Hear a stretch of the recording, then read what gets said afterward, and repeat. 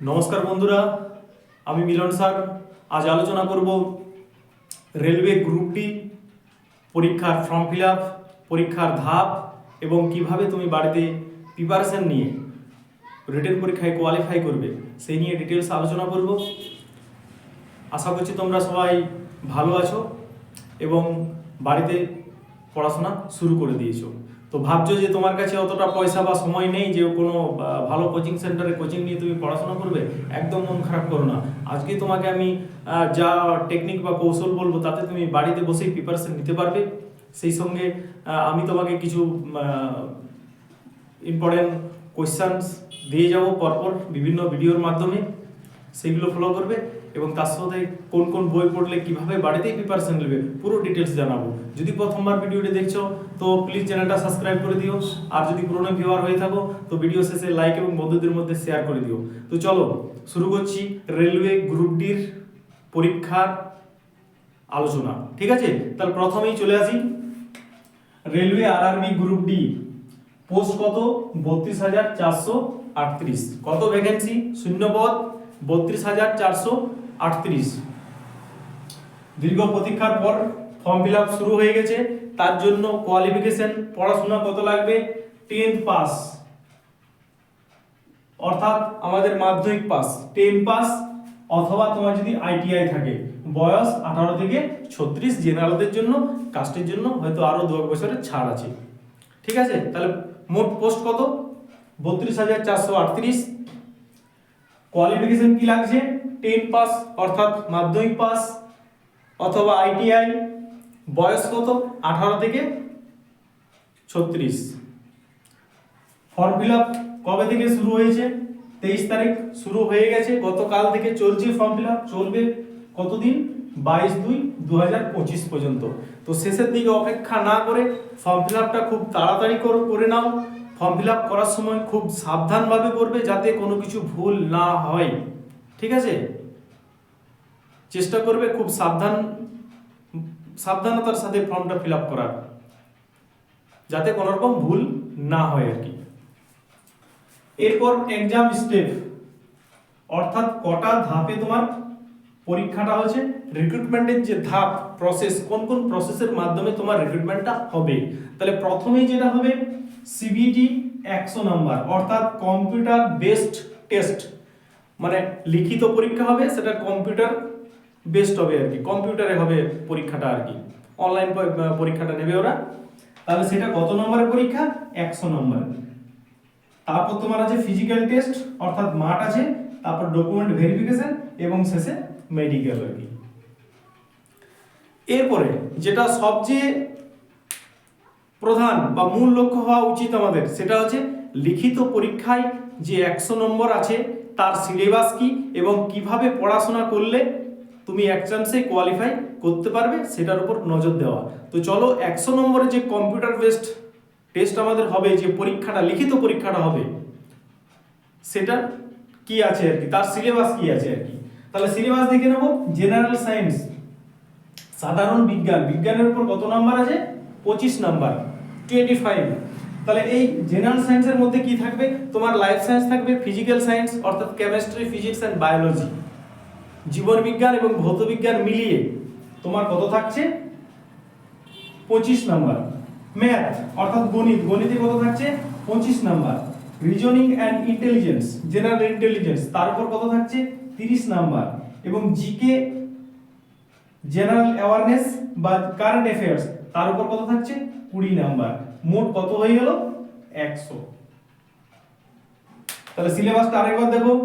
General সায়েন্সে 25, math 25, reasoning and ইন্টেলিজেন্সের উপর 30 এবং জিকে এবং কারেন্ট অ্যাফেয়ার্সের উপর কত আছে? 20 নাম্বার। মোট 100 নাম্বার তোমার লিখিত পরীক্ষা আছে।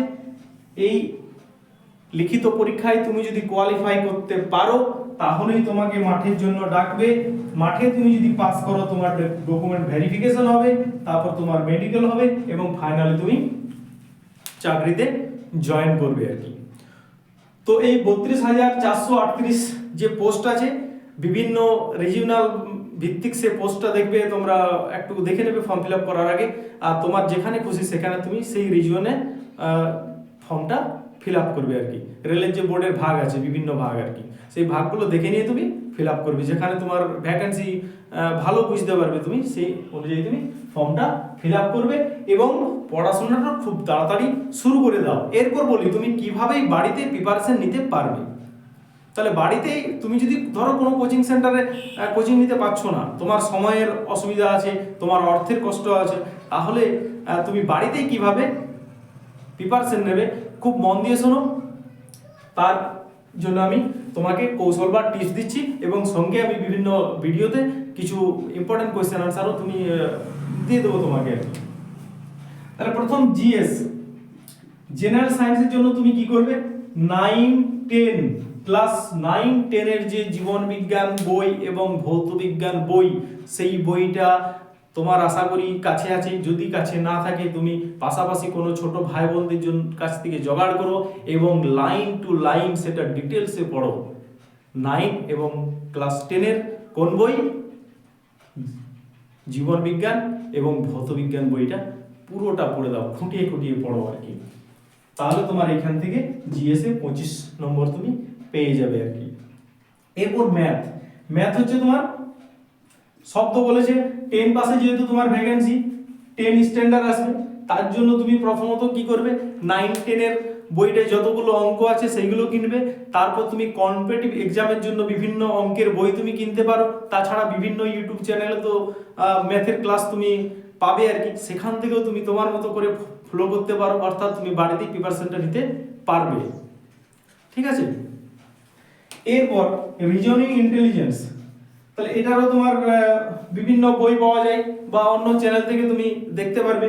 আমি মূলত তোমাদের জিএস এবং জিকে জেনারেল অ্যাওয়ারনেসের উপরে, এইটার উপরে ক্লাস তোমাদেরকে দিয়ে দেবো। যদি সম্ভব হয় ম্যাথেরও ক্লাস দেবো আর কি। চ্যানেলটা সাবস্ক্রাইব করে রাখবে, যখনই আপলোড করবো তোমার কাছে পৌঁছাবে। এবং জিকের জন্য, জেনারেল নলেজের জন্য তোমার, তাহলে এই যে সায়েন্স তুমি পড়ছো, সায়েন্স থেকে তোমার 25 নাম্বার হয়ে যাচ্ছে।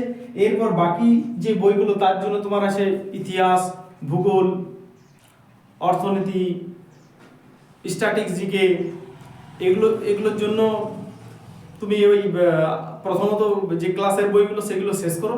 তারপর তুমি যে কোনো বাজার চলতি একটা বই তুমি কিনে নিতে পারো এগুলো দেখার জন্য। আর কারেন্ট অ্যাফেয়ার্সটার জন্য তুমি কি করবে, এটার জন্য প্রতিদিনের যে ঘটনা ঘটছে, বিখ্যাত যে ঘটনাগুলো, সেগুলোর প্রতি নজর রাখবে। কোথায় কোন গেমটা হয়ে গেল, কোন খেলাটায় কে জিতলো, কে কি পুরস্কার পেল, কোথায় কি ঘটনা ঘটলো, কোন দেশের কে রাষ্ট্রপ্রধান আছে, কোন পোস্টে কে আছে এখন, এই সবগুলো বিভিন্ন দিক থেকে আসে আর কি। তো দেরি না করে প্রিপারেশনটা খুব তাড়াতাড়ি শুরু করে দাও, বেশি সময় পাবে না। ঠিক আছে। যদি তুমি এক চান্সেই পাস করতে চাও, সমস্ত কাজ ফেলে যতটুকু সময় তুমি পাবে পড়াশোনাটা শুরু করে দাও আর কি। একটা চাকরি পেয়ে গেলে হয়তো তুমি আরামে তখন লাইফ কাটতে পারবে আর কি। কম্পিটিশন প্রচুর আছে, যদি পড়াশোনা করো তুমি এক চান্সে পাস করতে পারবে। ঠিক আছে, আজ এই পর্যন্তই। পরে বিভিন্ন ক্লাস নিয়ে আমি আসবো।